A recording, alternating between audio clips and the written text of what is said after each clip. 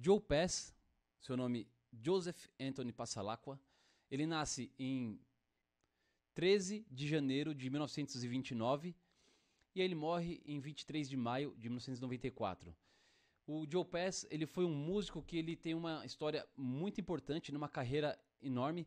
Ele tem discos gravados em sua autoria e gravado com outros músicos também, totalizando mais ou menos 150 discos gravados na sua carreira. Então é bastante coisa, né?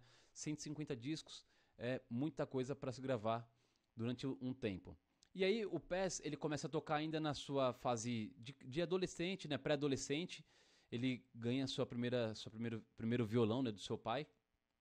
E aí ele começa a estudar na rádio. Tudo que ele vai ouvindo, ele vai tocando, né? O pai dele exigia que ele tocasse uma música por dia, tirasse uma música por dia da rádio, né, que passava ali. E ele foi estudando assim, esse foi o começo. Até porque naquela época, né, faculdade era difícil e não tinha songbook que nem a gente tem hoje, não tem esse método, né, não tinha nada assim para se estudar, né? Então, os músicos aprendiam um com os outros mesmo, tocavam um com o outro, passava de geração para geração e assim que funcionava.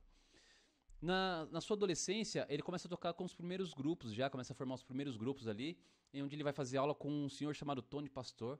E esse senhor dava aula não só para ele de violão ali, guitarra, mas também dava aula para outros músicos. Em geral, assim, o trompetista, trombonista, dava aula para todo mundo, né? Era meio que um professor de todos os instrumentos ali que tinha ali na época, na região dele ali.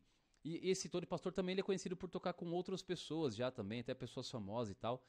E enfim, e aí ele vai estudar, e aí quando vai chegando na sua fase adulta, ele tá estudando e conhecendo as coisas de jazz, ele vai para Nova York, onde é que ele quer aprimorar o seu conhecimento, aprimorar a sua parte técnica, ter contato com outras pessoas, com outros músicos e fazer um bom trabalho nesse momento.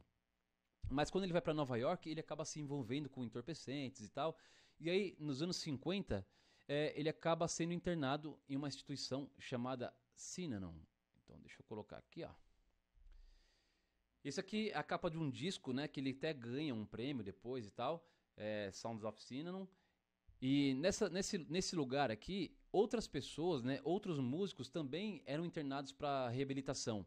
Então, nesse mesmo lugar, eles conseguiram fazer com que esses músicos tocassem, estudassem e tocassem juntos ali, né? Então, nessa própria instituição, era como se tivesse a banda da instituição, né? Então, era isso que acontecia. Aí aqui, mostra quando ele ganha, ele vai num programa de televisão, esse aqui é Steve Allen, que tinha um programa na época, que vai mostrar o disco que ele gravou, aqui nos anos 60 e tal. Então, ele passa por esse processo aí. E aqui o Joe Pass tinha 32, 33 anos ainda, quando ele sai dessa instituição, que ele começa a gravar os discos aí, e enfim... É nesse momento. Aqui tem uma foto do Joe Pass tocando com uma Fender Jaguar.